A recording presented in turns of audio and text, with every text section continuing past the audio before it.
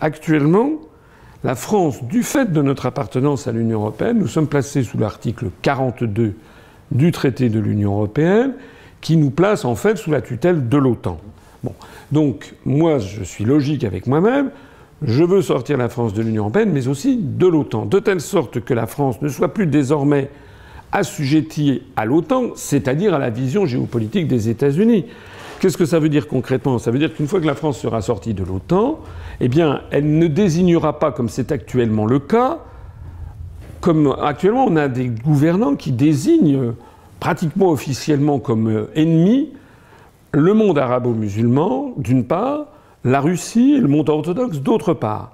C'est la réalité des événements, et ça, c'est la vision géopolitique des États-Unis d'Amérique, du choc des civilisations de M. Samuel Huntington, enfin qui est mort maintenant, dans son livre sur le choc des civilisations, et qui nourrit la réflexion du département d'État américain, du Pentagone, des think tanks américains. Quand je dis qu'il nourrit, je devrais dire qu'il nourrissait, puisque l'accession de Donald Trump, semble-t-il, est en train, comme je l'ai dit au début de cet entretien, de changer profondément la donne. Donc moi, ce que je veux, c'est que la France n'ait plus des ennemis désignés. Je veux que nous ayons une défense indépendante. Je veux qu'on ait une industrie de l'armement, d'ailleurs, qui puisse être indépendante, parce qu'actuellement, notre appartenance à l'OTAN est en train de démembrer, de démanteler notre industrie militaire pour nous insérer dans des programmes multinationaux où l'on n'aura plus la totalité de la chaîne de fabrication. Donc je veux que la France ait sa propre industrie d'armement, comme c'était encore le cas naguère et comme ça reste encore le cas. Il ne faut pas démanteler.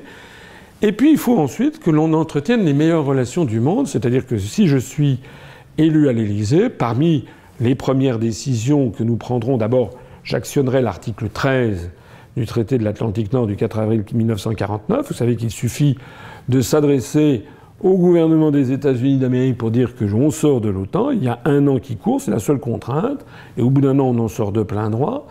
Mais ça ne veut pas dire que je veux entrer en conflit avec les États-Unis. Moi, j'espère pouvoir rencontrer le président Trump, mais j'aimerais beaucoup rencontrer le président Poutine, le président Xi Jinping en Chine, il est encore en fonction, et le Premier ministre indien, de telle sorte que la France renoue avec son rôle. C'est un des 5 membres permanents du Conseil de sécurité.